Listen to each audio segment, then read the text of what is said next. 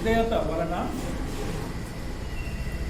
అబ్రహాము పొందుకున్న ఈవులు, లేక అబ్రహాము జీవితంలో విధేయత వలన ఆయన పొందుకున్న మేలు. The obedience of Abraham gave him so many things కదండి. కొన్నిసార్లు పిల్లలు చెప్తారు కదా, నా మాట ఏంటంటే నీకు చాక్లెట్ ఇస్తాను, నా మాట ఏంటంటే నీకు ఇది ఇస్తాను, అది ఇస్తాను అని చెప్పి చెప్తుంటారు కదా. కనుక పిల్లలు ఏం చేస్తారంటే, మా డాడీ మాట పెట్టి నాకు చాక్లెట్ ఇస్తాడు అని చెప్పేసి అది సైకలాజికల్గా వాళ్ళకి మనసులో ఉండిపోతుంది. వాళ్ళు ఏం చేస్తారంటే మాట వినటము స్టార్ట్ చేస్తుంటారు. అదేవిధంగా దేవుని పిల్లారా, మరి దేవుడు కూడా మనల్ని కోరేది ఏంటంటే మనము ఆయన మాట వినాలని ఆయన కోరుచున్నాం. ఆయన మాట వినాలని దేవుడు మనల్ని కోరుచున్నాం. కనుక ఈరోజు నిర్గమకాండములో ఒక వాక్యం చదువుకుందాం. 19వ అధ్యాయము 5-6 వచనాలు దయచేసి చదివి సహాయం చేయండి. కాగా మీరు నా మాట శ్రద్ధగా విని నా నిబంధనలను అనుసరించి నడిచిన ఎడల మీరు సమస్త దేశ జనులలో నాకు స్వకీయ సంపాద్యమగుదురు. సమస్త భూమియు నాదే కదా. మీరు నాకు యాజక రూపమైన రాజ్యముగాను పరిశుద్ధమైన జనముగాను ఉందురని చెప్పుము. నీవు ఇశ్రాయేలుతో పలుకవలసిన మాటలు ఇవే అని చెప్పాను. దేవుని స్తోత్రములు. ఇక్కడ ఏమంటారండి, ఎవరు మాట్లాడుతున్నారు? దేవుడు మాట్లాడుతున్నాడు కదా. దేవుడు మాట్లాడుతున్నాడు. ఎవరితో మాట్లాడుతున్నాడు? మోషేతో మాట్లాడుతున్నాడు. మోషేతో మాట్లాడి ఈ విషయాలు ఎవరు చెప్పని అంటున్నాడు? ఇస్రాయేల్ ప్రజలకి చెప్పమంటున్నాడు కదండి. మనసు కదమ్మా. కాగా మీరు నా మాట శ్రద్ధగా విని, మీరు నా మాట శ్రద్ధగా వినాలి కదండి. దేవుని వాక్యం చదువుకునే సమయంలో మనకి శ్రద్ధ ఉండాలి. దేవుని వాక్యం చదువుకునే సమయంలో మనందరము దేవుని వాక్యం చదువుకుంటాం. ఉదయకాలం లేచి వాక్యం చదువుకుంటాము, ప్రార్థనలో సమయం గడుపుతాం. అయితే మన వాక్యం చదువుకున్నప్పుడు ఏ విధంగా చదువుకోవాలి? శ్రద్ధగా చదువుకోవాలి. ఎందుకంటే ఇది దేవుని వాక్యము, నిజ దేవుని వాక్యం కనుక దీంట్లో శక్తి ఉంటుంది కదండి. మన జీవితాన్ని మార్చే మాటలు దీంట్లో ఉంటాయి. ఎండిపోయిన ఎముకలకు జీవం ఇచ్చే మాటలు దీంట్లో ఉంటాయి. ఎన్నో మేళ్ళు చేసే మాటలు దేవుని మాటలు కదండి. కనుక శ్రద్ధగా వినాలి. ఈయన మాటలు విని తర్వాత ఏం చేయాలంట? నిబంధనలు ఏం చేయాలంటే మనము అనుసరించి అంటున్నాడు. అనగా విధేయత చూపటం. ఏ విధంగా మనం అనుసరిస్తాము? మనము చెప్పినట్లు చేస్తేనే మనం అనుసరించినట్టు కదా. So we have to obey. విధేయత మనం చూపించాలని చెప్పేసి తర్వాత ఏమంటున్నాడు? నడిచిన ఎడల మీరు సమస్త దేశముల జనులలో నాకు స్వకీయ అంటే మై పర్సనల్ అంటున్నాడు. పర్సనల్ అంటే ఇన్హెరిటెన్స్ అంటున్నాడు. నా స్వకీయ ఏమంటున్నాడు? సంపాద్యం అని దేవుడు ఎంత చక్కగా మరి ఆయన బిడ్డలతో మాట్లాడుతున్నాడో మనం చూస్తున్నాం. కనుక దేవుని పిల్లారా, అబ్రహాం దగ్గరికి వచ్చినప్పటికీ మనము అబ్రహాం జీవితంలో కొన్ని విషయాలు, ఎన్నో విషయాలు ఉన్నాయి. అబ్రహాము విధేయత వలన పొందిన విషయాలు అనేకం కదండి. అబ్రహాం గురించి మనం ఆయన చదువుతుంటే చాలా విషయాలు ఉంటాయి. అయితే నేను 10 విషయాలు ఈరోజు నేను తీసాను. ఎన్ని విషయాలండి? 10 విషయాలు. ఈ 10 విషయాలు 10 సార్లు మనము ధ్యానించవచ్చు. అయితే దేవుని పిల్లారా, కొద్దిగా ఎక్కువ సేపు టైం తీసుకోకుండా నేను చెప్తూ ముందుకు వెళ్తాను. అబ్రహాం జీవితంలో మనం చూసినట్లయితే ఆయన దేవునికి విధేయత చూపినప్పుడు ఆయన జీవితంలో మార్గ నిర్దేశకత వచ్చింది కదండి. డైరెక్షన్ కదండి. మార్గము. ఏ మార్గం నేను వెళ్ళాలో అది మనం దేవుని సన్నిధిలో ప్రార్థించినప్పుడు దేవుడు మనకు చూపిస్తుంటాడు. అయితే దేవుని బిడ్డలారా, అబ్రహాం జీవితంలో చూస్తే మరి దేవుణ్ణి ఎరగనటువంటి సమయంలో దేవుడు అతనితో మాట్లాడినప్పుడే తనకి ఏం చెప్తున్నా అంటే, నీకు మార్గము నేను చూపిస్తాను అంటున్నాను. 12వ అధ్యాయంలో మనకు తెలుసు, మొదటిసారిగా దేవుడు అబ్రహాంతో మాట్లాడినప్పుడు దేవుడు అతనితో మాట్లాడి ఏమంటున్నాడు? మొదటి వచనమ్మా, యెహోవా నీవు లేచి ఈ దేశము నుండి నీ తండ్రి ఇంటి నుండి బయలుదేరి నేను నీకు చూపించు దేశములకు వెళ్ళుము. నేను గొప్ప జనముగా చేసి నిన్ను ఆశీర్వదించి నీ నామము గొప్ప చేయుదును. నీవు ఆశీర్వాదముగా నుందువు. అక్కడ ఏం చూస్తున్నాం మనం? నేను చూపించు దేశమునకు నీవు వెళ్ళుము అంటున్నా. అంటే direction. I will give you direction, you follow the direction. ఇప్పుడు అందరికీ జీపీఎస్ వచ్చేసింది కదండి. జీపీఎస్లో మనము మరి కార్లో పోయే సమయంలో, మన బండి మీద పోయే సమయంలో కూడా మనము జీపీఎస్ ఆన్ చేసుకొని ఒక స్థలం వెళ్ళాలంటే అది చూపిస్తుంది. In 300 meters take left, in 500 meters take right అని ఆ జీపీఎస్ మనకి చెప్తుంది కదండి. చెప్తుందా లేదా? అయితే ఈ విధంగా దేవుడు కూడా మనకి మార్గము సిద్ధపాటు చేసినాడు. ఆ మార్గం మనం తెలుసుకోవాలంటే దేవుడిలో మనం ఉండాలి కదండి. దేవుడిలో మనం ఉండాలి. మొదటిగా దేవుడిలో మనం ఉండాలి. ఎందుకంటే దేవుని పిల్లారా, మార్గం తెలియకుండా మనం వెళ్తుంటే,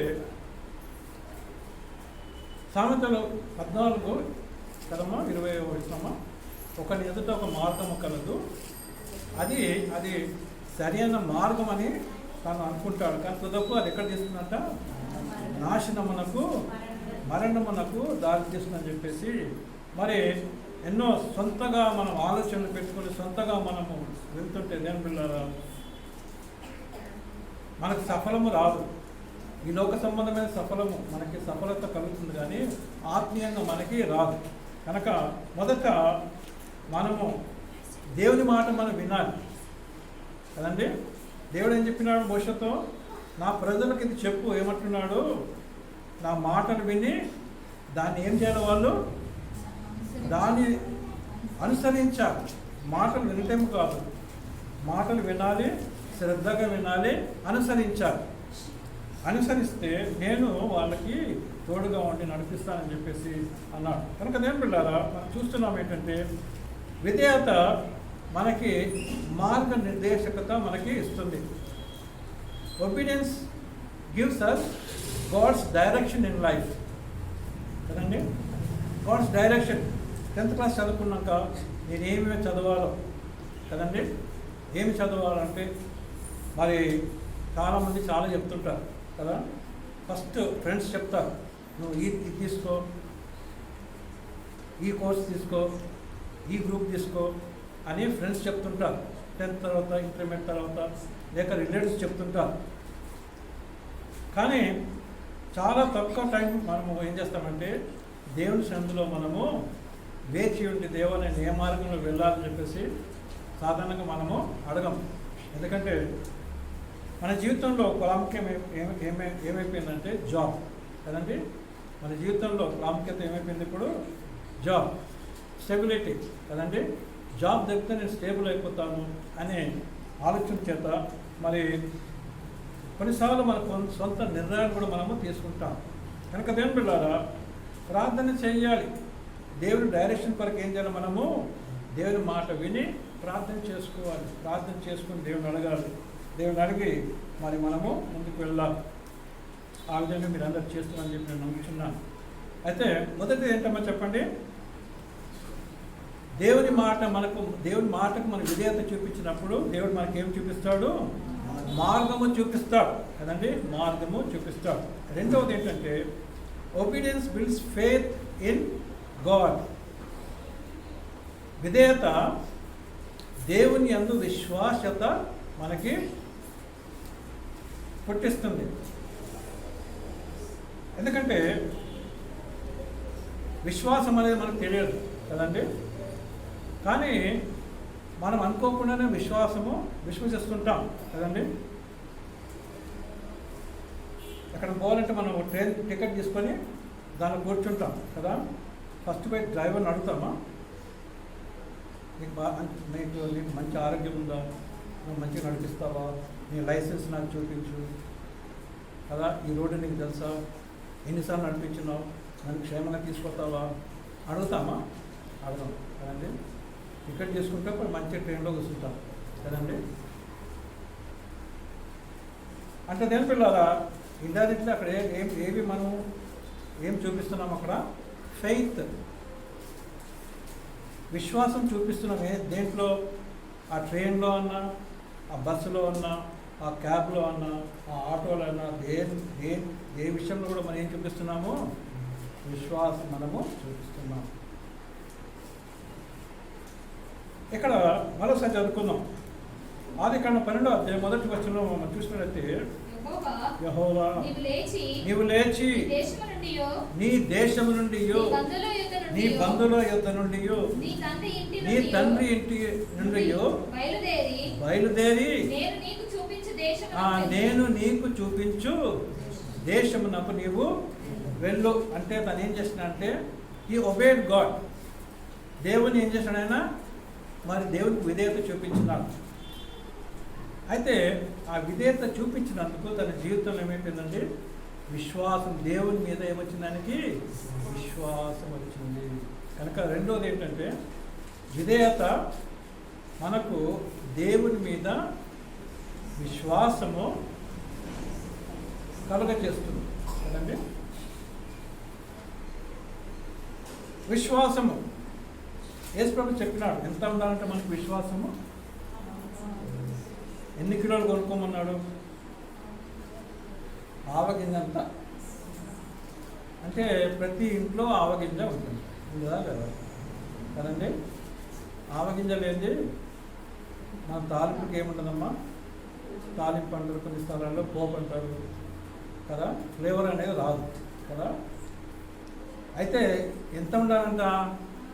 ఒక స్పూన్ అన్నాడా, లేకపోతే ఒక గంట అన్నాడా, ఒక మీ చేతిలో ఎంత ఉంటే అంత అన్నాడా? లేదు. ఎంత అన్నాడమ్మో చెప్పండి? ఒక ఆవగింజంత విశ్వాసం మనకి ఉండాలి. ప్రైజ్ ది లార్డ్, హల్లెలూయా. అయితే దేవుని పిల్లారా, ఈ ఆవగింజంత విశ్వాసం మన జీవితంలో ఉంటే కదండి మన జీవితంలో గొప్ప కార్యం చేస్తామని చెప్పేసి యేసు ప్రభువు మనకి నేర్పించినాడు కదండి. అయితే అబ్రహాం ఇక్కడ ఏం చేసినాడంటే మరి దేవుని మాటను తను విశ్వసించినాడు కదండి. దేవుని మాటను విశ్వసించినాడు. దేవుని బిడ్డలారా, మనము వాక్యం విన్నప్పుడే కదండి. ఇంకా గీత ప్రార్థన చేస్తూ ఏమని ప్రార్థన చేస్తూ మాతో మాట్లాడు ప్రభు అని చెప్పేసి, ఈ వాక్యం మాకు దయచేయ ప్రభు అని చెప్పేసి ప్రార్థన చేసింది కదండి. కనుక వాక్యం విన్నప్పుడు మనం ఏం చేయాలండి? విధేయత చూపించాలి. ఇంకొకసారి నేను విధేయత చూపిస్తాను అంటే కదండి అని అంటే మనకి అక్కడ కొన్ని బ్లెస్సింగ్స్ కట్ అయిపోతాయి కదండి. ఏమైతే మనకి అన్ని దీవెనలు మనకి మిస్ అవుతుంటాం కదండి. ఇక్కడ నుంచి అంతవరకు మనకి దీవెనలు ఉన్నాయి. ఇక్కడ స్టార్ట్ చేస్తే నీకు ఈ దీవెనలు స్టార్ట్ అవుతాయి. అంటే నేను ఇక్కడికి వచ్చిన తర్వాత నేను స్టార్ట్ చేస్తాను అంటే ఈ దీవెనలన్నీ ఏమైపోయినాయి? మిస్ అయిపోయినాయి. అంతేనా కాదు? సింపుల్ కదండి. కనుక వాక్యం విన్నప్పుడే ఈ వాక్యం నాకు కదా, ఈ వాక్యము నాకు అని దేవుడు ఎప్పుడైతే నీతో మాట్లాడుతున్నాడో మరి నీవు వాక్యానుసారంగా నడవాలి కదండి. దేవుడి స్తోత్రం, హల్లెలూయా. మరి ఈ విధంగా దేవుడు అతనితో మాట్లాడినప్పుడు అతను ఏం చేశాడండి? తన విధేయత చూపించున్నాడు. అబ్రహాం యొక్క గొప్పతనం ఏంటంటే తను క్వశ్చన్స్ వేయలేదండి కదా. క్వశ్చన్స్ వేయలేదు, దేవుణ్ణి క్వశ్చన్స్ వేయలేదు. దేవుడే మళ్ళీ భూమి మీదకి వచ్చినప్పుడు 2000 సంవత్సరాల క్రితం ఆయన ఎన్నో క్వశ్చన్స్ వేసినాడు. ఇవన్నీ చేయడానికి నీకు అధికారం ఎవరిచ్చినారని చెప్పేసి క్వశ్చన్స్ వేసినాడు కదండి. కనుక దేవుని పిల్లారా, మన జీవితంలో చాలా జ్ఞాపకం పెట్టుకొని ఏంటంటే, అబ్రహాము ఏ విధంగా దేవుణ్ణి మరి డౌట్ చేయలేదు. రెండవది మారు మాట మాట్లాడలేదు కదండి, ఎదురు తిరగకుండా తను చెప్పినట్టు చేసినాడు. దేవుని స్తోత్రం, హల్లెలూయా. కనుక విధేయత తన జీవితంలో ఏమొచ్చిందంటే, ఏం పుట్టించింది? విశ్వాసం పుట్టించింది కదా. ఇప్పుడు పత్రికలో 11వ అధ్యాయం 6వ వచనంలో ఏముంది? విశ్వాసం వలన మీరు దేవుణ్ణి, విశ్వాసం లేకుంటే మీరు దేవుణ్ణి ఇష్టలుగా ఉండలేరు అని మనం నేర్చుకున్నాం కదండి. విశ్వాసం లేకుండా దేవునికి ఇష్టడై ఉండుట అసాధ్యం. అంటే దేవుడు విశ్వాసమునకు ఎంత ప్రాధాన్యత ఇస్తున్నాడో ఈ వాక్యం ద్వారా మనం నేర్చుకోవచ్చు. కనుక అది మన జీవితంలో జ్ఞాపకం చేసుకున్నాం, మనం ముందుకు వెళ్దాం. మూడోది ఏంటంటే, obedience make you know God కదండి. మరి విధేయత మనల్ని దేవుడిని తెలుసుకోవటానికి మనకి సహాయపడుతుంది. విధేయత వలన మనము దేవుణ్ణి తెలుసుకుంటాం కదండి. అబ్రహాం జీవితంలో మనం చూసినట్లయితే దేవుని పిల్లారా, మరి తను నేను చెప్పినా కదా ఏ వాక్యము ఆయన గురించి, ఎక్కడ ఆయన తను, తన కుటుంబ సభ్యులు, తన తల్లిదండ్రులు వాళ్ళంతా మరి విగ్రహార్థకులను ఎక్కడ నేర్చుకున్నాం మనం కదా. యెహోషువ అనుకుంటా కదా, యెహోషువ 24వ అధ్యాయము కదా, అక్కడే అనుకుంటారు 3వ వచనం. యెహోషువ జనులందరితో ఇట్లనెను, ఇశ్రాయేలు దేవుడైన యెహోవా చెప్పున్నదేమనగా, ఆది కాలం నుండి మీ పితరులు అనగా అబ్రహాముకు నాహోరుకును తండ్రి అయిన తేరాహు కుటుంబీకులు నది అద్దరికి నివసించి ఇతర దేవతలను వాళ్ళు పూజించిరి కదండి. స్పష్టంగా ఉంది. అంటే దేవుని పిల్లారా, అబ్రహాము ఎవరిని పూజిస్తున్నాడు? ఇతర దేవుళ్ళని పూజిస్తున్నాడు. అయినప్పటికీ నిజ దేవుడు సృష్టికర్త ఆయన పిలిచినప్పుడు తను ఏం చేసినాడు? ఆయన ఏం అడగలేదు, నీ పేరేంటి, నువ్వు ఏ ఊర్లో ఉంటావు, నీ రూపం ఎటువంటిది కదా. ఎందుకంటే వీళ్ళు విగ్రహాలు చేసుకున్నారు, రకరకాల విగ్రహాలు చేసుకున్నారు. మరి నీ రూపం ఏంటి, నువ్వు ఎక్కడ ఉంటావు, ఏ ప్రాంతంలో ఉంటావు, ఏమీ అడగలేదండి. దేవుని స్తోత్రం. ఏం చేసినాడండి? నిశ్శబ్దంగా విన్నాడు. దేవుని స్తోత్రం. హల్లెలూయా. ఎందుకంటే ఆయన దేవుని స్వరం ఏ విధంగా ఉంటుందంట? మెల్లని స్వరం. దేవుని స్తోత్రం. హల్లెలూయా. ఆ చక్కటి స్వరం విన్నప్పుడు ఈ స్వరంలో there is something difference, there is some speciality. అన్ని స్వరాల కంటే ఈ స్వరం చాలా చక్కగా ఉన్నది అని తను ఆయన చెప్పిన మాటకు లోబడి ఏం చేశాడండి? దేవుణ్ణి తెలుసుకోవటం మొదలుపెట్టినాడు కదండి. 4వ వచనం చూసినప్పటికీ అక్కడ అబ్రహాము దేవుడు చెప్పినట్టు ఆయన చేసినాడని చెప్పేసి చక్కగా అక్కడ రాయబడింది కదండి. యెహోవా అతనితో చెప్పిన ప్రకారము అబ్రహాము వెళ్ళాడు. అంతే, ఇంకేవి వెళ్ళటం అంటే మామూలు మాట అండి. ఒక ఊరు వదిలిపెట్టి వెళ్ళాలంటే మామూలు మాటనా కదా, చాలా కష్టం. ఎన్నో వస్తువులు ఉంటాయి మనలాగా, ఫ్రిడ్జ్లు, టీవీలు ఇవన్నీ ఉండకపోవచ్చు. అయినప్పటికీ వాళ్ళ సామాన్లు వాళ్ళకి ఉంటాయి. అవన్నీ తీసుకొని పోవాలంటే ఎంత కష్టం కదండి. అయినప్పటికీ తను ఏం అంటే తీసుకొని వెళ్ళినాడు, ప్రతిదీ తీసుకొని వెళ్ళినాడు. దాంట్లో ఎంతోమంది ఎన్నో క్వశ్చన్స్ కూడా అడగచ్చు. ఫస్ట్ ఆఫ్ ఆల్ సారా ఆమెను అడగచ్చు, ఎందుకు ఎక్కడ పోతున్నావు, నాకు ఇప్పుడు రేపు ఎక్కడ పోతున్నావు అంటే అయిపోయింది కదా. లోతున్నాడు, ఏంటి అంకుల్ ఎక్కడ టెల్ మీ ఫస్ట్ కదా. లోతు కొద్దిగా లోక సంబంధంగా మంచి గ్రీన్ చక్కగా పచ్చగా ఎక్కడ ఉందో అక్కడ చూస్తుంటాడు కదా. మనం అక్కడ పోతే ఫ్యూచర్ ఉంటుందా అని అడిగిందా? అడగలేదు. అంతేకాకుండా తన దాసీలు వాళ్ళు కూడా ఉన్నారు. వీళ్ళందరినీ ఆయన చెప్పినట్టు వీళ్ళు కూడా ఒబీడియంట్గా ఫాలో చేసినాడు. దేవుని స్తోత్రం. Hallelujah. Because he obeyed God. Abraham దేవునికి విధేయత చూపినాడు కనుక తన కుటుంబం అంతా విధేయత చూపించి వాళ్ళు వెళ్ళినట్టు మనం చూస్తున్నాం. ఈ విధంగా వెళ్ళే సమయంలో 7వ వచనం మనం చూస్తాము. యెహోవా అబ్రాహాముతో ప్రత్యక్షమై అప్పుడు వెళ్ళిన ఆయన వెళ్ళటం స్టార్ట్ చేసిన తర్వాత విధేయత చూపించిన తర్వాత, అంటే 3 వచనాల వరకు దేవుడు అనేక విషయాలు చెప్తున్నాడు, అనేక బ్లెస్సింగ్స్ చెప్తున్నాడు. నిన్ను గొప్ప జనముగా చేస్తాను, నీ నామము గొప్ప చేస్తాను, అనేక జనములకు నువ్వు తండ్రి అవుతావు. ఇవన్నీ చెప్పిన తర్వాత దేవుని వెళ్ళారా ఈయన ఒక మాట చెప్పొచ్చు, సరే నేను తల చూస్తాను కానీ వచ్చి అలా మనం కూడా ఎవరైనా చెప్తే ఏమంటాం, తర్వాత చూసుకున్నాం అని చెప్పేసి దాన్ని ఇంకా దాన్ని మర్చిపోతాం. అబ్రహాం ఆ విధంగా చేసినాడా? అబ్రహాం ఏం చేసినాడండి? He obeyed God. He started packing కదండి, అన్నీ ప్యాక్ చేసుకొని బయలుదేరినాడు. దానికి స్తోత్రం. హల్లెలూయా. బయలుదేరి వెళ్తుంటే ఎక్కడ పోయినాడంటే ఆయన 7వ వచనం మనం చూస్తాం. ఎక్కడ పోయినాడమ్మా? చదవండి. నీ సంతానమునకు ఈ దేశం ఇచ్చేదనని చెప్పగా అతడు తనకు ప్రత్యక్షమైన యెహోవాకు ఒక బలిపీఠము కట్టాడు. దేవుని స్తోత్రం. హల్లెలూయా. అంటే దేవుని బిడ్డలారా ఆల్రెడీ కానాను వచ్చేసినాడు. అయితే అక్కడికి వచ్చిన తర్వాత దేవుని బిడ్డలారా మరి దేవుడు అప్పుడు అతనికి ప్రత్యక్షమైనాడు. దేవుని స్తోత్రం. హల్లెలూయా. అంటే ఇతను విధేయత చూపించిన తర్వాత దేవుడు అతనికి కనబడ్డాడు. కనుక దేవుని బిడ్డలారా విధేయత వలన మనం దేవుణ్ణి చూస్తాం కదండి. Obedience makes you know God.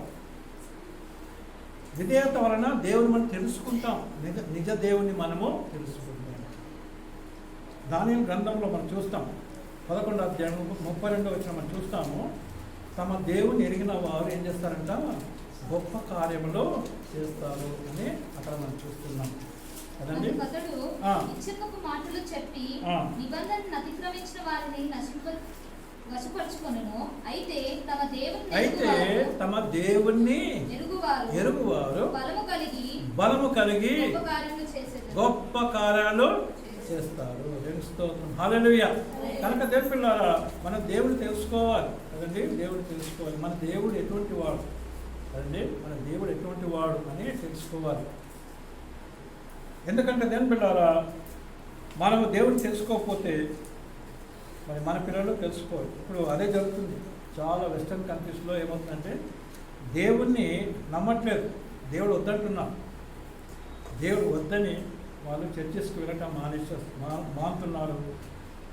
ఈ విధంగా దేవుని మర్చిపోతున్నారు. ఏమవుతున్నారు? దేవుణ్ణి మర్చిపోతున్నారు. కనుక దేవుని బిడ్డలారా విధేయత వలన మనము దేవుణ్ణి తెలుసుకుంటాం. ఇవన్నీ అబ్రహాం జీవితంలో మనము జరిగినాయి, మనం నేర్చుకుంటాం కదండి. అబ్రహాము విధేయత వలన దేవుణ్ణి తెలుసుకున్నాడు. అంటే దేవుడు ఈ విధంగా మాట్లాడుతున్నాడు, ఈ విధంగా చెప్తున్నాడు, ఈ విధంగా నాకు డైరెక్షన్ ఇస్తున్నాడు, ఈ విధంగా మరి నన్ను ఉన్నత స్థితికి తెస్తానికి అంటున్నాడు కదండి. ఇవన్నీ చెప్తుంటే తను ఏం చేస్తున్నాడంటే మరి దేవుని మాట వింటూ తను ముందుకు చెప్తున్నాడు, దేవుని తెలుసుకుంటున్నాడు కదండి. 7వ వచనం చదవమా మళ్ళీ ఒకసారి.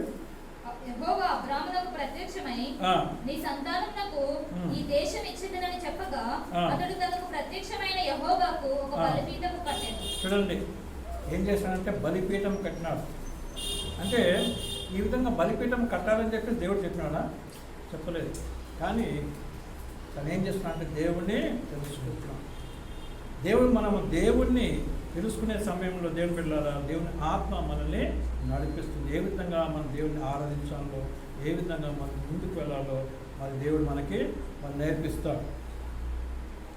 అంతేకాకుండా 8వ వచనం మనం చూసినట్లయితే ఇక్కడ మనం ఏం చూస్తామంటే obedience makes you worship the true God. 4th point, obedience makes you worship the true God. అంటే విధేయత మనల్ని నిజ దేవుణ్ణి ఆరాధన చేయుటకు నేర్పిస్తుంది కదండి.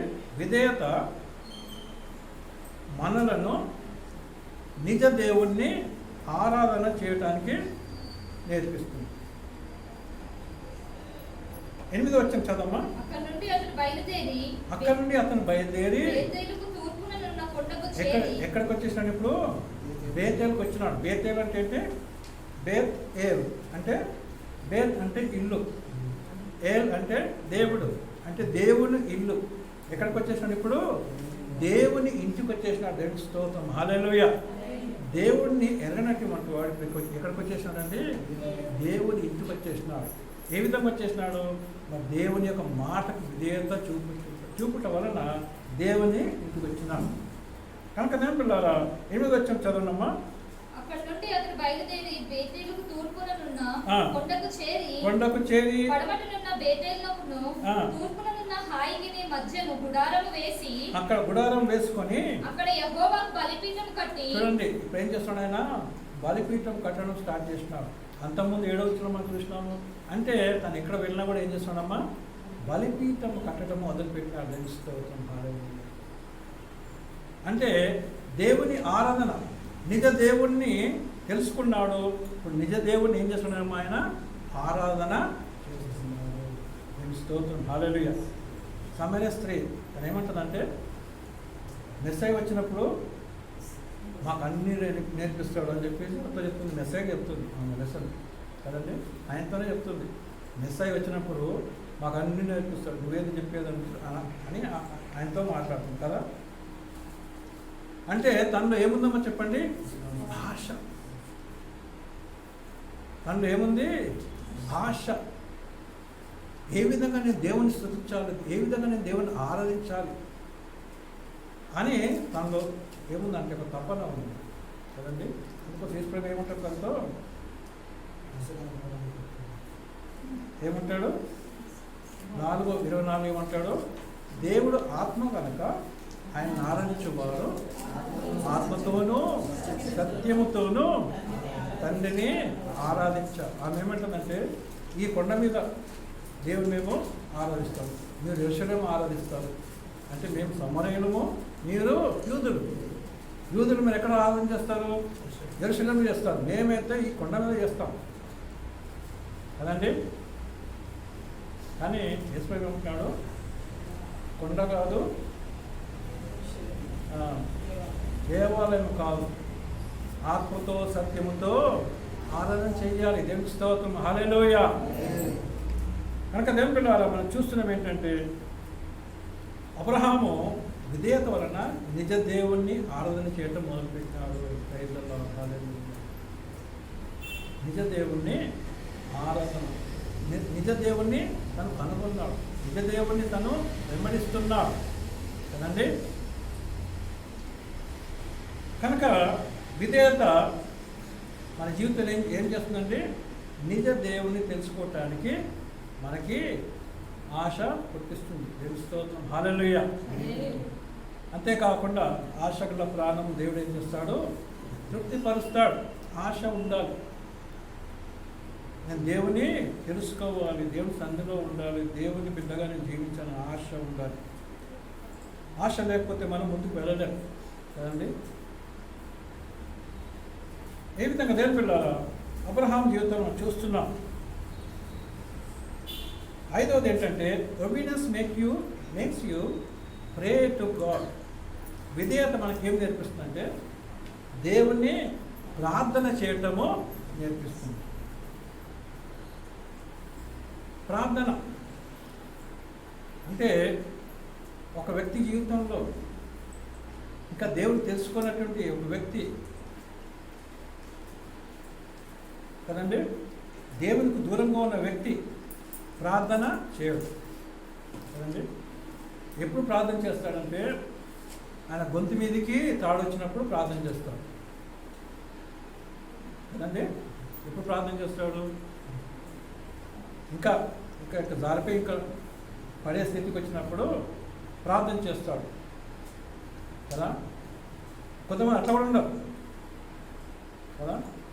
కనుకనే కొద్దిగా కనీసం కొద్దిగా జ్ఞానం ఉన్నవాడు ఏంటంటే, ఈ పరిస్థితులు బాగలేవు, నేనంతా చేసింది కరెక్ట్ కాదు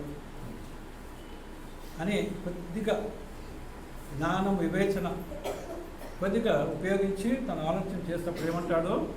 దేవా నన్ను నీవు రాజ్యంలో వచ్చినప్పుడు నన్ను జ్ఞాపకం చేసుకో దేవా. అంటే ఇంటర్నెట్లో ఇప్పుడు మనం ఏ విధంగా ఒక డబ్బులు పంపాలంటే ఇట్లా పే అనుకుంటాగా వెళ్ళిపోతుంది. టంగా ఇంకా శబ్దం వస్తుంది, వాళ్ళకి టంగా శబ్దం వస్తుంది కదండి. ఇంటర్నెట్ ఎంత ఫాస్ట్ అయిపోయింది.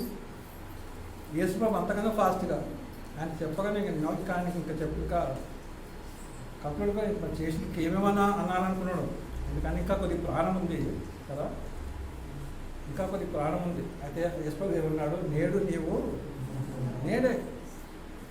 నీవు నాతో ఎక్కడ ఉంటావు, పరదైసులో ఉంటావు. ప్రైజ్ ది లార్డ్, హల్లెలూయా. కనుక దేవుని బిడ్డలారా ప్రార్థన చేయాలి. Obedience makes you pray to God. విధేయత మనల్ని ప్రార్థన చేయటానికి నడిపిస్తుంది. విధేయత అంటే దేవుని యందు విధేయత ఉండాలి. ఆయన మాట ఎడలా మనం విధేయత ఉండాలి. హల్లెలూయా. 8వ వచనం మరోసారి చదవమ్మా. అక్కడ నుండి ఆయన బయలుదేరి కొండకు చేరి పడబట్టున్న బేతేలుకు తూర్పునున్న హాయికిని మధ్యను గుడారము వేసుకొని అక్కడ యెహోవాకు బలిపీఠము కట్టించి యెహోవా నామమున ప్రార్థన చేసెను. ప్రైజ్ ది లార్డ్, హల్లెలూయా. చూడండి ఏ విధంగా తన జీవితంలో ఆత్మీయంగా అతను ఎదుగుతున్నాడో మనం చూస్తున్నాం కదండి. ఇప్పుడు దేవుణ్ణి ప్రార్థన, దేవుడితో మాట్లాడటం స్టార్ట్ చేస్తున్నాం. ఫస్ట్ ఎవరు మాట్లాడినారు? దేవుడు మాట్లాడాడు కదా ఫస్ట్ కదండి. ఆఫర్ ఎవరు ఇచ్చినారు కదండి. ఆఫర్ ఇచ్చింది ఎవరు? దేవుడు ఇచ్చినాడు. ఆఫర్ యాక్సెప్ట్ చేయొచ్చు, రిజెక్ట్ చేయొచ్చు కదండి. ఆఫర్ తీసుకోవచ్చు, నాకు వద్దనొచ్చు కదండి. కానీ ఏం చేసినాడంటే యాక్సెప్ట్ చేసినాడు. రెండు స్తోత్రం, హల్లెలూయా. కనుకనే ఆయన ఏమవుతున్నాడు? ఎదుగుతున్నాడు.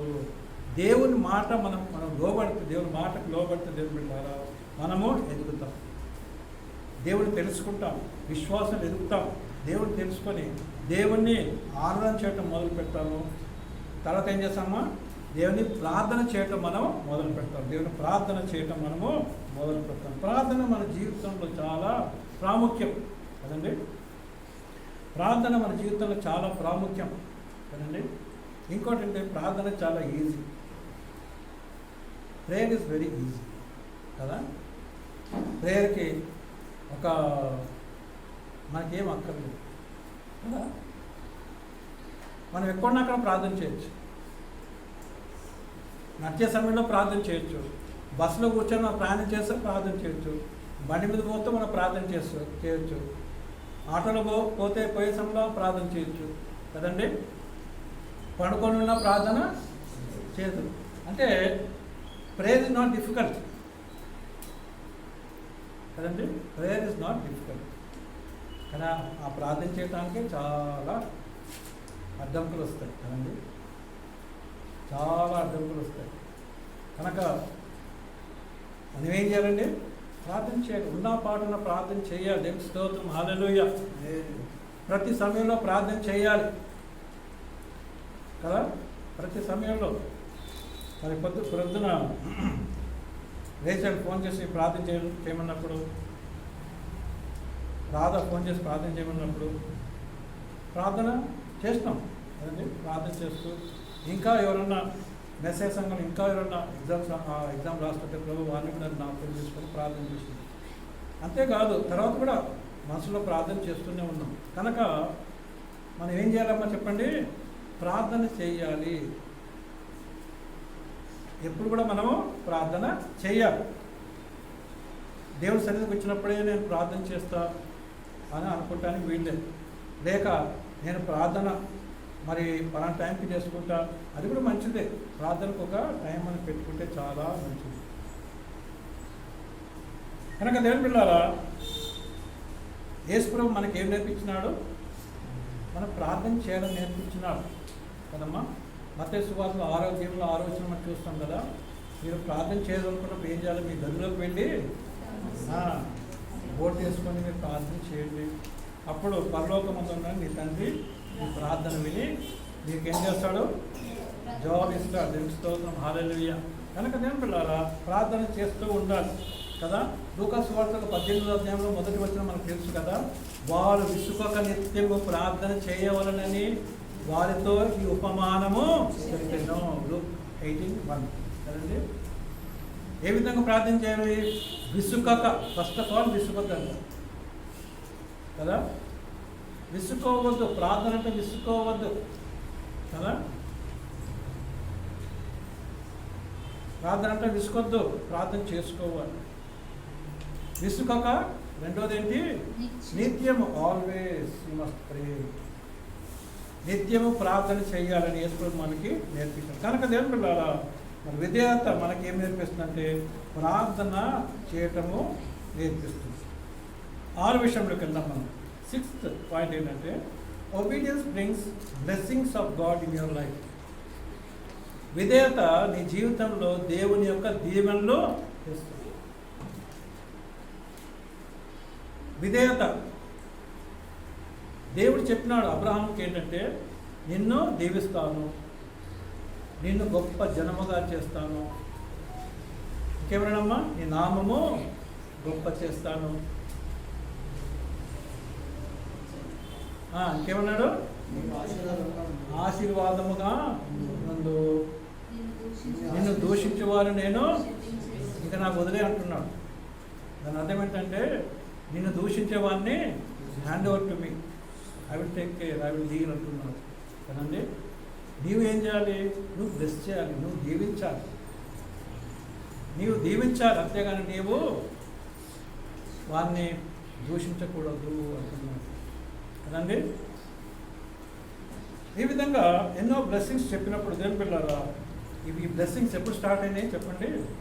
4వ వచనం తర్వాత మనం చూస్తున్నాం. ఎప్పుడైతే ఆయన మరి దేవుని మాటకి లోబడి విధేయత చూపించి దేవుడు చెప్పినట్టు చేయడం స్టార్ట్ చేసినాడో మనం చూస్తాం ఏంటంటే తన జీవితంలో బ్లెస్సింగ్ స్టార్ట్ అయినట్టు మనం చూస్తున్నాం కదండి. బ్లెస్సింగ్ స్టార్ట్ అయిన ఆయన జీవితంలో. కనుక 13 ఇంతవరకు మనం 12 మనం చదువుకున్నాం. 13వ వచనంలో అధ్యాయంలో మనం చూస్తాం. మొదటి 2 వచనం చదవమా, లేదా 2వ వచనం? అబ్రహాముకు కలిగిన సమస్తం. అంటే సమస్తం అని ఒక మాట, అంటే బైబిల్లో సమస్తం అంటే ఏంటి కదా అని అన్నీ క్లియర్గా ఉంటే ఇంకా బైబిల్ మనం చదవలేము, బైబిల్ పట్టుకోలేము కదండి. యోహాన్ భక్తుడు ఏమంటాడు? యేసు ప్రభు చేసిన క్రియలన్నీ రాయాలంటే ఈ భూమి ఆకారం సరిపోదు కదా. ఇంకా A4 పేపర్లో దొరుకుతుంది, వేలో మనకి కదండి. పెన్సిల్ దొరకవు, ఏమీ దొరకవు మనకి, అన్నీ అయిపోతాయి. కనుకనే దేవుడు మనకి చక్కగా మరి మన చేతిలో పట్టేంత భయం మనకి ఇచ్చాడు. దేవునికి స్తోత్రం, hallelujah. We should be very happy కదండి. దీనికి 2 3 బైబిల్ ఇచ్చి ఇది మోసుకుపోండి అని చెప్పేసి మిలిటరీ వాళ్ళకి వెనక బ్యాక్ ప్యాక్ ఇచ్చి ఒక గన్ ఇచ్చి రన్ అంటారు, బూట్లు ఇచ్చి కదా. రన్ అన్నప్పుడు వాళ్ళు నడవాలి, ఉరకాలి అంతే. మా ఇంట్లో మా తల్లిదండ్రులు ఎప్పుడు నాకు ఇప్పుడు చెప్పలేదు, నువ్వేది చెప్తున్నావు అని చెప్పేసి వాళ్ళ కెప్టెన్ చెప్తే పక్కన అంటాడు. పక్కకు వచ్చి ఏమంటాడు? Court martial double increase double అంటాడు కదా. డబుల్ రన్నింగ్ చేయమంటాడు అంతే, ఏం మాట్లాడలేదు. కానీ మన యేసయ్య కృపా కనిక్రమ గలవాడండి, హల్లెలూయా కదండి. మనం చూస్తున్నాం దేని బిడ్డలారా, ఇక్కడ obedience brings blessing of God in our life. సమస్తమును తన భార్యను తనతో కూడా ఉన్న లోతు, తన కుటుంబమే కాదు మరి తన తమ్ముడి కుమారుడు ఎవరు? లోతు కూడా ఉన్నాడు. లోతును తీసుకొని వెళ్తున్నాడు. తర్వాత చూడమ్మా, అబ్రహాము వెండి బంగారము పశువులు కలిగి బహు ధనవంతుడు. అంటే బైబిల్లో ఒక మాట చెప్పబడితే దానికి చాలా మీనింగ్ ఉంటుంది. ధనవంతుడు అంటే ఎటువంటి ధనవంతుడు అంట? బహు ధనవంతుడు, వెరీ రిచ్. బంగారం అంటే చాలా మెడలో ఉన్న బంగారం కాదు కదండి. అబ్రహాం కూడా మరి బంగారం వేసుకున్నాడు. లోతు మెడలో బంగారం ఉందేమో, ఆయన ఇంట్లో ఉన్న వాళ్ళందరికీ బంగారం ఉందేమో, ఇంకా బంగారంతో చేసుకున్న వస్తువులు ఉంటాయేమో కదండి. వెండి బంగారాలు అంటే వెండిని ఒక ముద్దగా చేసుకొని పోవటం కాదు. వెండి గ్లాసులు, వెండి పళ్ళాలు, వెండి ప్లేట్లు, స్పూన్లు కదండి. అంటే దేవుని దీవులు ఏ విధంగా తన జీవితంలో వచ్చినాయో మనము చూస్తున్నాం కదండి. బ్లెస్సింగ్స్ ఇవన్నీ ఏ విధంగా వచ్చినాయంట, దేవునికైనా లోబడ్డాడు, విధేయత చూపించినందుకే ఈ బ్లెస్సింగ్స్ వచ్చినట్టు మనం చూస్తాం. కనుక విధేయత వలన మనకి దేవుని యొక్క దీవెనలు కలుగుతాయి కదండి. ఇంకొక మరి విషయం మనం చూసినట్లయితే ఆదికాండం 24:25 వచనం చూస్తే, ఆదికాండం 24:25 వచనం, మరియు ఆమె మా యొద్ద చాలా గడ్డియు మేతయు రాత్రి బస చేయుటకు స్థలములో ఉన్నవనగా, ఆ మనుషుడు తన తల వంచి యెహోవాకు మొక్కి, అబ్రహామును నా యజమానుని దేవుడైన యెహోవాను స్తుతింపబడును గాక, ఆయన నా యజమానునికి తన కృప తన సత్యము చూపుట మానలేదు, నేను త్రోవలో నుండగానే యెహోవా నా యజమానుని బంధువుల ఇంటికి నన్ను నడిపించాను. ఇక్కడ మనం చూస్తున్నాం ఏంటంటే, దేవుడు మరి ఏ విధంగా మరి తనకి ఎన్ని బ్లెస్సింగ్స్ మరి ఇక్కడ మనము చూస్తున్నాం కదండి. ఎన్ని బ్లెస్సింగ్స్ ఇక్కడ మనము చూస్తున్నాం. కనుక దేవుని obedience brings the blessings of God in our life. ఏడో పాయింట్ మనం చదువుకుందాం. 7వ పాయింట్ ఏంటంటే, obedience brings you honour from God. విధేయత వలన మనకి ఏం కలుగుతుందండి, ఘనత కలుగుతుంది.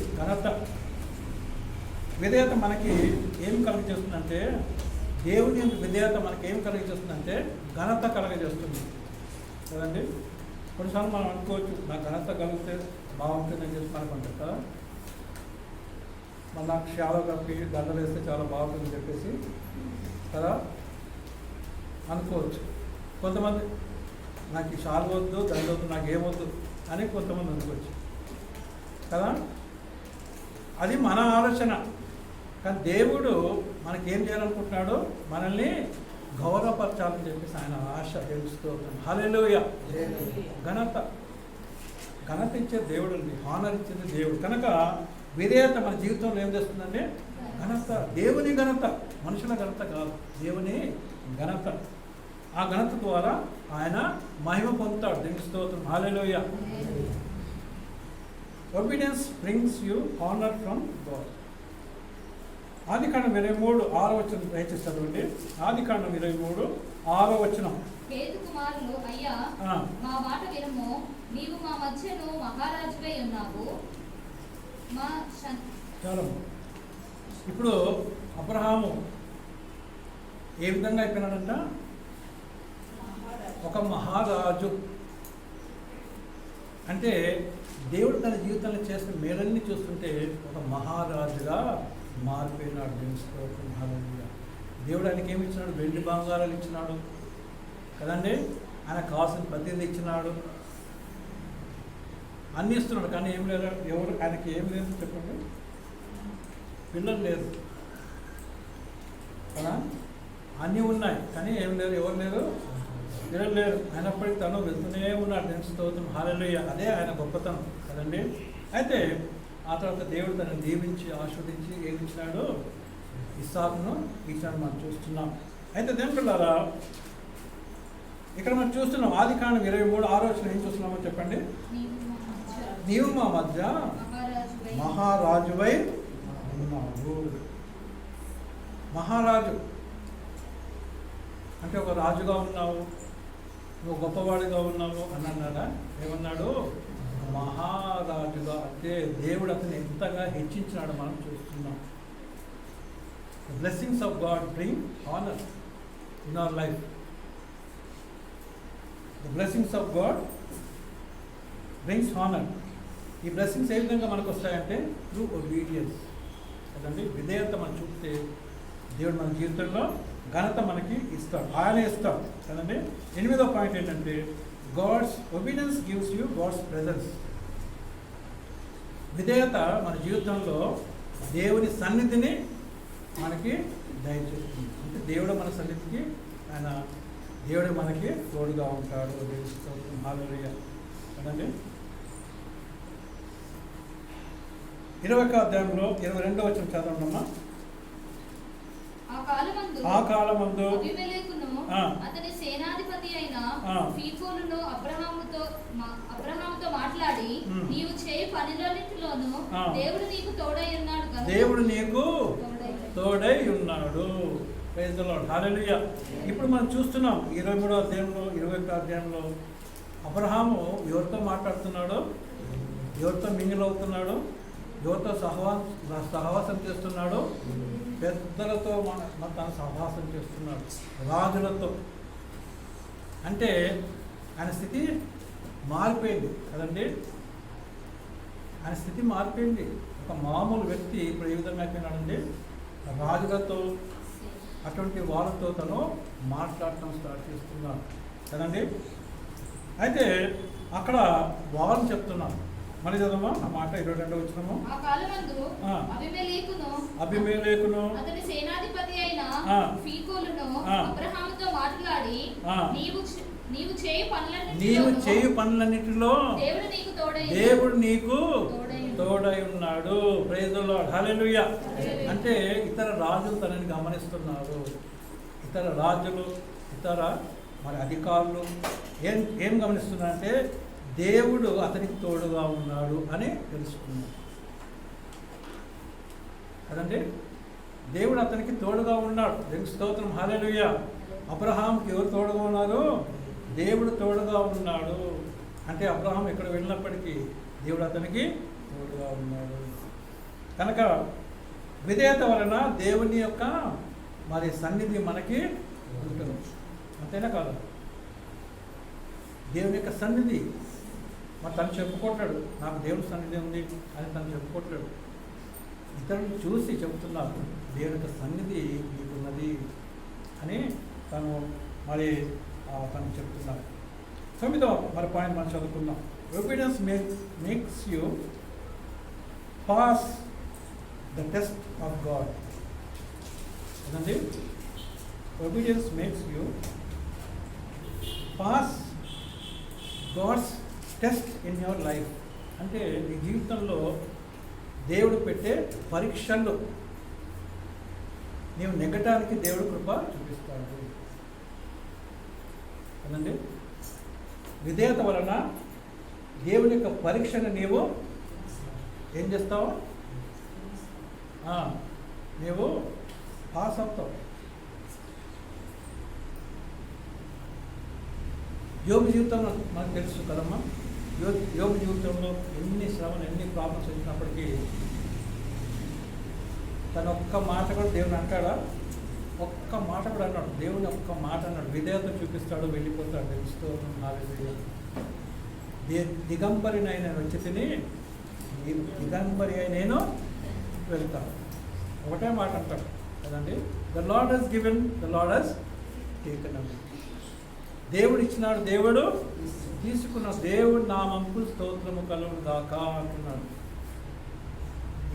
ఇంత జరిగిన తర్వాత మరి దేవుడి నామముకు స్తోత్రం కలుగును అంటే మరి తన భార్యకి ఎంత కోపం వస్తుంది కదండి. అయినప్పటికీ ఏమంటున్నా అంటే దేవుడికే వందనాలు అంటున్నాడు. దేవుని స్తోత్రం. హల్లెలూయా. కనుక దేవుడు పిల్లారా, దేవుడు మన జీవితాన్ని టెస్ట్ పెడతాడు కదండి. సరే, ఆ డీటెయిల్స్ అన్నింటినీ వెళ్ళట్లేదు. ఆదికాండం 22 మొదటి వచనంలో మనకు తెలుసు. ఇవన్నీ అనేక సంగతులు జరిగిన తర్వాత దేవుడు అబ్రహామును పరిశోధించను. టెస్ట్ పెట్టినాడు. ఇప్పుడు హల్లెలూయా. ఏం పెట్టాడండి? ఈరోజు మన సంఘంలో 3 బిడ్డలు టెస్ట్కి వెళ్ళినారు కదండి. టెస్ట్కి వెళ్ళారు. వాళ్ళు తప్పకుండా పాస్ అయ్యి రావాలి మన ఆశ కదండి. ఎంతగానో సిద్ధపడ్డారు వాళ్ళు. ఎంతగానో ఎన్ని సంవత్సరాల నుంచి సిద్ధపడుతున్నారు. సిద్ధపడి మరి వాళ్ళు ఈరోజు టెస్ట్కి పోయినారు కదండి. ఈరోజు టెస్ట్కి పోయినారు. కొన్నిసార్లు మన ఎగ్జామ్ పోతే కొన్నిసార్లు గంట ముందు కూడా పోతుంటారు కొంతమంది. ఎందుకంటే అంత పోయిన తర్వాత అక్కడ హాల్ టికెట్ మర్చిపోయి ఇంటికాడ పెట్టొస్తారు కదా. అందుకోసం కొద్దిగా ముందుంటే మంచిది. కనీసం మళ్ళీ రిటర్న్ పోయి గౌరవం తీసుకొని రావడానికి ఆ టైం పనికి వస్తుంది. కదా. కొద్దిగా మనం ఏం యూజ్ చేయాలో మనము తలకాయ కొద్దిగా యూజ్ చేస్తే మనకి దేవుడు మనకి నడిపిస్తాడు. దేవుని స్తోత్రం, హల్లెలూయా కదా. కనుక దేవుని పిల్లారా, ఇక్కడ మనం చూస్తున్నాం టెస్ట్. సరే, ఈ లోక సంబంధమైన టెస్టులు ఇవన్నీ. ఇక్కడ టెస్ట్ ఎవరు టెస్ట్? ఇది దేవుడే టెస్ట్ చేస్తున్నాడు. ఇంకా దేవుడు మనం టెస్ట్ చేస్తే ఏ విధంగా ఉంటుంది చెప్పండి కదా. ఇంకా మన నోట్లో మాట రాదు. దేవుడు మనం టెస్ట్ చేస్తే మన నోట్. మరి అబ్రహాం అయితే విధేయత చూపిస్తున్నాడు, కానీ ఇక్కడికి వచ్చేటప్పటికి తను కొద్దిగా, ఎందుకంటే ఇప్పుడు స్థితి మారిపోయింది కదండి. స్థితి మారిపోయింది. ఒక రాజు ఒక హయ్యర్ లెవెల్కి వచ్చేసినాడు. హయ్యర్ లెవెల్కి వచ్చేసిన తర్వాత మన ఆలోచన కూడా మారచ్చు కదండి. మొన్న ఎవరో ఎగ్జాంపుల్ చెప్తున్నాను కదా, మంచిగా బీద స్థితి నుంచి మీది స్థితికి వచ్చిన తర్వాత ఇంక చర్చికి రావడం మానేస్తే కుమారుడు యాక్సిడెంట్లో చనిపోయిందంట. యాక్సిడెంట్ చనిపోతే లవోదేవులు కూడా చర్చికి వచ్చినాము కదండి. కనుక మన జీవితంలో దేవుని పిల్లారా, దేవుడు ఎప్పుడు టెస్ట్ పెడతాడో మనకు తెలియదు. మన 10th క్లాస్ ఎగ్జామ్ మనకి ఎప్పుడుందో మనకు తెలుసు. ఇంకా గవర్నమెంట్ వాళ్ళు మంచిగా పలానా తారీఖు అని చెప్తారు కదండి. ఏప్రిల్లో ఏముంటుందని చెప్పేసి ఇంకా గవర్నమెంట్ ఎగ్జామ్ పెట్టేస్తే కాదు కదండి. ముందుగానే చెప్తారు, కనీసం 15-20 డేస్ ముందే చెప్పేస్తారు కదండి. ఇంటర్మీడియట్ ఎగ్జామ్ పలానా తారీఖు ఉంటుందని చెప్తారు. ఈ విధంగా ప్రతిదీ ఉంటుంది. కానీ దేవుడు వచ్చేసినాడు. ఎవరి దగ్గరకు వచ్చినాడు? తన ఫ్రెండ్ దగ్గరకు వచ్చినాడు. ఫ్రెండ్ దగ్గరకు వచ్చి ఈ విధంగా టెస్ట్ పెట్టడం బాగలేదు కదండి. ఇప్పుడు ఆయన అనొచ్చు కదా, నువ్వు నా స్నేహితుడు అని చెప్పి అంటావు, కానీ ఇదేంటి దేవా, వాట్ ఈస్ దిస్? ఈ టెస్ట్ మంచిది కాదు నాయన అని చెప్పేసి. బ్లెస్సింగ్స్ బాగున్నాయి కానీ టెస్ట్ బాగలేదు కదా. మన ఫ్రెండ్స్ బ్లెస్సింగ్స్ బాగున్నాయి. ఫస్ట్ నుంచి నేను నీ మాట వింటున్నాను కదా. ఫస్ట్ నుంచి నీ మాట విన్నా కదా. కొంతమంది జిగిరి దోస్తులు ఉంటారు చిన్నప్పటి నుంచి కదా. ఒకటే క్లాస్ నుంచి, ఫస్ట్ క్లాస్ నుంచి ఒకటే క్లాస్ కదండి. వాళ్ళ హృదయం వీళ్ళకి తెలుసు, వీళ్ళ హృదయము వాళ్ళకి తెలుసు. వాళ్ళు ఏ విధంగా రియాక్ట్ అవుతారు, వీళ్ళు ఏ విధంగా రియాక్ట్ అవుతారు, ప్రతిదీ తెలుసు కదా. అయితే ఏదన్నా క్లిష్టపరిత పరిస్థితి వచ్చినప్పుడు కదా, అప్పుడు ఏమప్పుడు మనం ఇంత ఫ్రెండ్స్ కదా, ఇంత మంచి ఫ్రెండ్స్ కదా అని చెప్పేసి ఇంకా డైలాగ్ స్టార్ట్ అయిపోతుంది కదండి కదా. నన్ను నమ్మట్లేదా, నీకేం ద్రోహం చేసినా చెప్పు. సరే, టైం వేస్ట్ అవుతుంది కనుక దేవుని బిడ్డలారా, అబ్రహాం మాత్రము విధేయత చూపించినాడు. దేవుని స్తోత్రం, హల్లెలూయా. హి షోడ్ ఒబీడియన్స్. ఇన్ని విషయాలు ఒకటి, ఇది వేరే కదండి. ఇప్పుడు ఏమంటున్నాడు దేవుడు? నాకు బలిపీఠం కట్టు, మంచిది కట్టన్నాడా? ఒక మంచి బలిపీఠం కట్టు, చాలా చక్కగా ఉండాలి. సొలొమోను ఏ విధంగా చక్కటి దేవాలయం కట్టినాడు కదండి. అంత బంగారంతో పొదిగించినాడు. ఎక్కడైనా బంగారు రేకులు, అసలు రాయి కనపడద్దు, చెక్క కనపడద్దు.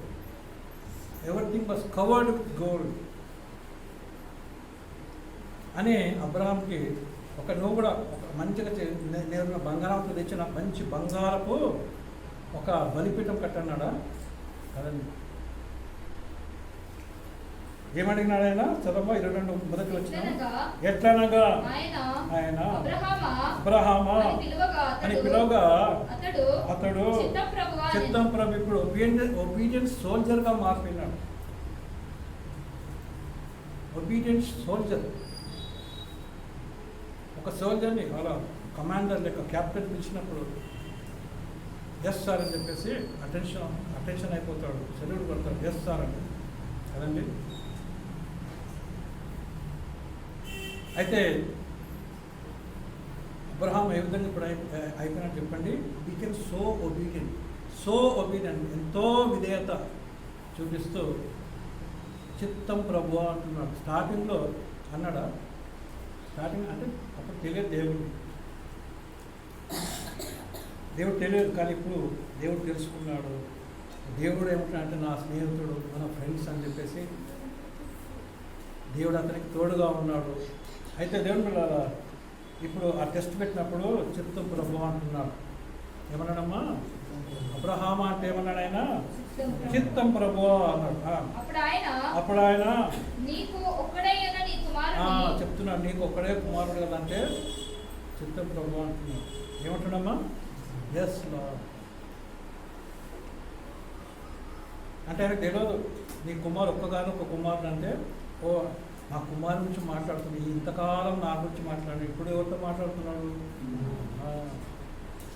ఐదులో హల్లెలూయా. దేవుడు దావీదుతో మాట్లాడినప్పుడు నీ సంతానం నేను మర్చిపోనంటాడు. నీ సంతానం ఎప్పుడూ రాజ్యం మీద ఉంటారు కదండి. సొలొమోన్ అతను గొప్పగా చేస్తాడు, కానీ సొలొమోన్ కుమారుడు రెహబామా దేవునికి విరుద్ధంగా జీవిస్తాడు. అక్కడి నుంచి స్టార్ట్ అవుతుంది విరుద్ధం అనేది కదండి. చివరికి దావీదు కుమారుడైన యేసయ్యను తిరిగి ఎక్కడ కూర్చోబెట్టినాడు? సింహాసనం మీద. అది వాగ్దానం, దావీదు యొక్క వాగ్దానం, దేవుడి కవనెంట్ అంటుంటారు కదండి. దావీదుతో చేసిన మరి కవనెంట్. దేవుని బిడ్డారా, ఇక్కడ మరి తను అనుకోవచ్చు, ఇక నా కుమారు గురించి మాట్లాడుతున్నాడు, ఎందుకంటే నేను గొప్ప జనములుగా చేస్తాను అన్నాడు కదా. ఇప్పుడు నాకు కుమారుడు ఉన్నాడు, ఈ కుమారు గురించి మాట్లాడతాడేమో అని అంటే ఏమన్నామో చెప్పండి. అనగా నీవు ప్రేమించు ఇస్సాకు అని పేరు కూడా చెప్తున్నాడు. అంటే నువ్వు మర్చిపోయి వేరే పేరు అనుకుంటే అది కాదు కదా.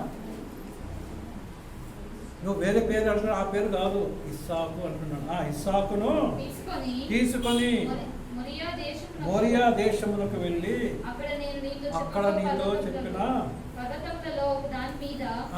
పర్వతముల మీద ఒక దాని మీద దహన బలిగా అతన్ని అర్పింపమని చెప్పాను. దట్ ఈస్ ద టెస్ట్ కదండి. ఆ టెస్ట్ ఎవరికి ఇష్టం లేదు కదండి. ఇటువంటి టెస్టా అని చెప్పేసి మనము అనుకోవచ్చు. కానీ దేవుడు ఎప్పుడు ఆయన కోరేది నరబలి కాదండి. దేవుని స్తోత్రం, హల్లెలూయా.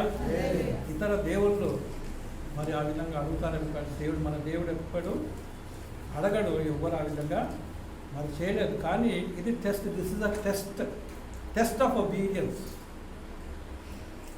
విధేయతకు ఏంటమ్మా చెప్పండి, ఇది పరీక్ష. ఇంతకాలం నడుచున్నావు కదా నాతో కదండి. హానోకు అంతకాలం నడిచిన తర్వాత దేవుడు ఏమన్నాడు? కమ్ లెట్స్ గో హోమ్ అన్నాడు కదా.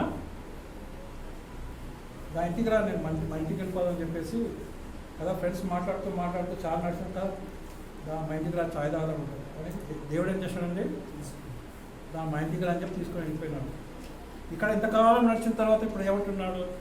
నీ కుమారుడు నాకు బలిగా అర్పింపంటే. ఎక్కడన్నా అక్కడ ఒక్క మాట ఉందా ఏంటి ప్రభువా అన్నాడా? ఒబీడియన్స్. ఆయన చెప్పినట్టు చేస్తున్నాడు. 4వ వచనం నుండి మనం చూస్తున్నాము, దేవుడు చెప్పినట్టు అబ్రహాము చేసాను. ప్రైజ్ ది లార్డ్, హల్లెలూయా.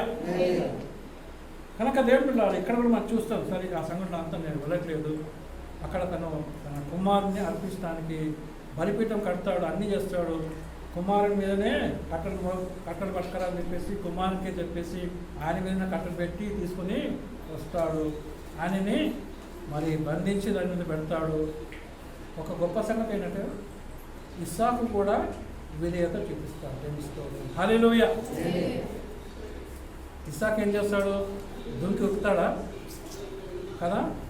కానీ సంథింగ్ ఇస్ ఫిషీ అని చెప్పేసి ఆయన ఉరకలేదు కదా. ఆయన విధేయత చూపించిన అర్థం పిల్లల కనుక ఆయన ఏం చేస్తున్నాడంటే అర్పించటకు తన కత్తి తీసి మీదకి కత్తి తీసినప్పుడు ఏమంటాడు దేవుడు? అబ్రహామా ఆగు అంటాడు కదా. ఏమంటాడమ్మా? చదవమ్మా మాట. అప్పుడు ఆయన 12వ వచనమ్మా ఇక్కడ ఇరవై పన్నెండవ వచనం. పన్నెండవ ఆయన ఆ. ఆ చిన్నవాని మీద చెయ్యి వేయకము. ఆ చిన్నవాని మీద చెయ్యి వేద్దు. ప్రైజ్ ది లార్డ్, హల్లెలూయా. చూడమ్మా, దేవుడు మన పిల్లల మీద హాని కలగజేయటం మనకి ఇష్టం లేదు. ప్రైజ్ ది లార్డ్, హల్లెలూయా. అది మనం జ్ఞాపకం చేసుకోవాలి. మన పిల్లలకి హాని కలగటము దేవుడికి ఇష్టం లేదు. కానీ హాని కలగజేసేది ఎవరు? సాతాను కదండి. యోబు జీవితంలో చూసినాము, దేవుడు మరి యోబుని హాని చేయాలని చూసినాడా? కానీ ఎవరు వచ్చి హాని చేయాలని చూసినాడు అక్కడ?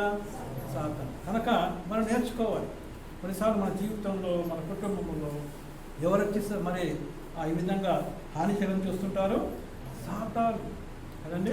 అయితే ఇక్కడ మనం చూస్తున్నాం దేవుని బిడ్డలారా, చదువు 12 వచనము. ఆ చిన్నవాని మీద చెయ్యి వేయకము. ఆ చిన్నవాని మీద చెయ్యి వేయకము, అతను ఏమీ చేయొద్దు అంటున్నాడు. దేవుని స్తోత్రం, హల్లెలూయా. ఎందుకంటే he became ready to offer Isaac to God కదండి. 100 సంవత్సరానికి పుట్టిన కుమారుడు నిన్ను అనేక జనములకు తండ్రిగా చేస్తానని పేరే మార్చినాడు. అబ్రహాం అనేక జనములకు తండ్రి అని అర్థం కదండి. ఇంత చేసిన తర్వాత ఒక్క కుమారుని ఇచ్చే సమయంలో తను తన జీవితంలో ఏముందంటే విశ్వాసం ఉన్నది. ఏంటంటే దేవుడు ఆయన్ని చూసుకుంటాడు. అదే విశ్వాసంతో మాట్లాడిన మాట అక్కడ 8వ వచనం కూడా మనం చదువుకున్నాం ఇంతకుముందు. దేవుడే తనకు కావాల్సిన గొర్రె పిల్లను చూసుకుంటాడు. ఆయన చూసుకుంటాడు కదండి. ఎంత విశ్వాసంతో కూడిన మాట, విశ్వాసంతో కూడిన ప్రవర్తన, విశ్వాసంతో కూడిన జీవితం. ఏమంటున్నామో చెప్పండి. నాకు ఇవ్వటానికి వెనుదీయలేదు. Praise the Lord, hallelujah. అంటే దేవుడికి ఇవ్వడానికి ఈజ్ నాట్ గాన్ బ్యాక్ అంటే ఇచ్చేసినాడు. దేవుని స్తోత్రం, హల్లెలూయా. ఏం చేసినాడండి? ఇచ్చేసినాం. కనుక దేవుని పిల్లలారా, ఈ టెస్ట్లో ఏమైపోయినాడు? ఆయన పాస్ అయిపోయినాడు. ఎప్పుడైతే తన హృదయంలో తను ఇవ్వాలని చెప్పేసి ఆ కత్తి మీదికి తీసినాడు కదండి, దట్ ఈస్ ద టైమ్ ఈ పాస్ ద టెస్ట్. పాస్ అయిపోయినాడు కదండి. తెలుస్తూ హల్లెలూయా. కనుక దేవుని పిల్లలారా, obedience makes you pass the test of God కదండి. విధేయత మనలను దేవుని యొక్క పరీక్షను ఏమంటారు? పాస్ కావటం, సఫలం కావడానికి సహాయపడుతుంది. లాస్ట్ పాయింట్ మనం చదువుకుందాం. Obedience shows that you fear God.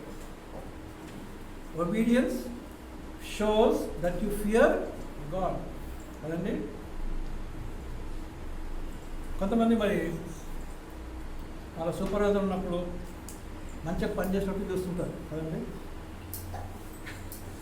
కదా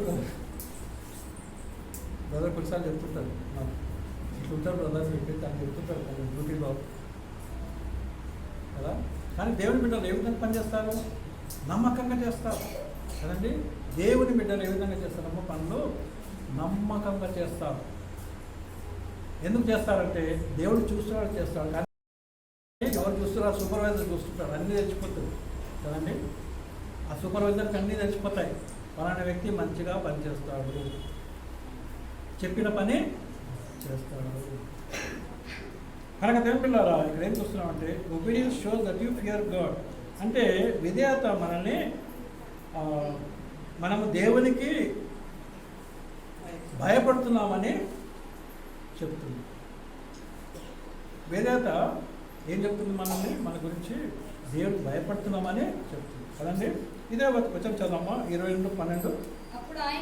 అప్పుడు ఆయన ఆ చిన్నవాని మీద చెయ్యి వేయకము, అతన్ని ఏమీ చేయకము.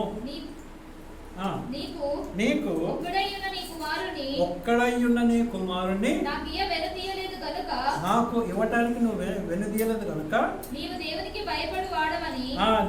దేవునికి భయపడు వాడవని ఇందువలన నాకు కనబడుచున్నది. అనౌన్స్మెంట్ చేస్తారు కదా, ఎందువలన అని డప్పు కొట్టుకుంటా అనౌన్స్మెంట్ చేస్తారు. ఇప్పుడు ఏంటిది అనౌన్స్మెంట్ ఇది? ఇందువలన తెలుపనేది ఏమనగా, అబ్రహాము నాకు భయపడతాడని నేను చెప్పండి నమ్ముచున్నాను, లేక చాటింపు చేస్తున్నానని ఏం చేస్తున్నానంటే దేవుడే సర్టిఫికెట్ ఇచ్చినాడు. దేవుని స్తోత్రం. హల్లెలూయా. ద బెస్ట్ సర్టిఫికెట్ ఏదండి? The best certificate in the world. Abraham fears God ఏదండి? అక్కడ మన అబ్రహాం పేరు తీసేసి మన పేరు పెట్టుకుంటే పెట్టుకుంటుంది కదా, చాలా బాగుంటుంది ఆ సర్టిఫికెట్ మనకు. ఆ చదవం మళ్ళీ. ఇందువలన నీవు దేవునికి భయపడు వాడవని ఇందువలన నాకు కనబడుచున్నది. హల్లెలూయా. అంటే దేవునికి కనబడాలి. మనం భయపడేది దేవునికి కనబడాలి. మన డ్యూటీలో మనం భయపడేది సూపర్వైజర్కి కనబడాలి కదండి. సూపర్వైజర్ వచ్చినప్పుడు గౌగా మంచి పని చేయటము, సూపర్వైజర్ పోయిన తర్వాత కూర్చొని రిలాక్స్ అవుతాం. ఏంటంటే కాలేదు సార్, పొద్దున్న చేస్తున్నా, అసలు పనే కాలేదు కదా, ఎన్నో సాకులు చెప్పచ్చు మనం, ఎన్నో సాకులు. కానీ దేని పెట్టారా, ఆ సూపర్వైజర్ తెలిసిపోతుంది ఇంత పని ఇంత టైంలో చేయవచ్చు దానికి తెలుసు. కనుకనే ఆ పని తను చెప్తాడు, ఒక గ్రహింపు ఉంటుంది. కానీ మనము దానికి విరోధంగా నేను చేయలేని చాలా పని అని చెప్పేసి మనం అంటే దేవుని పిల్లల మన గురించి మన అభిప్రాయం అనేది మారిపోతుంది కదండి. కనుక దేవుని పిల్లల మనము దేవునికి లోబడితే దేవుడు మనల్ని చూస్తున్నాడు. దేవుని స్తోత్రం. హల్లెలూయా. కదండి, చక్కటి మాట మనం చదువుతున్నాం.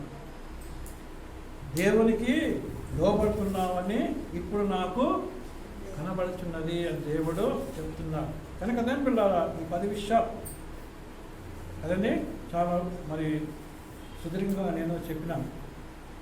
అయితే దేవుని పిల్లల ఈ 10 విషయాలు మనము 10 అంశాలుగా మనము మాట్లాడుకోవచ్చు. కానీ దేవుని స్తోత్రం చెల్లించుకుందాం. మరి obedience of Abraham gave him all this things కదండి.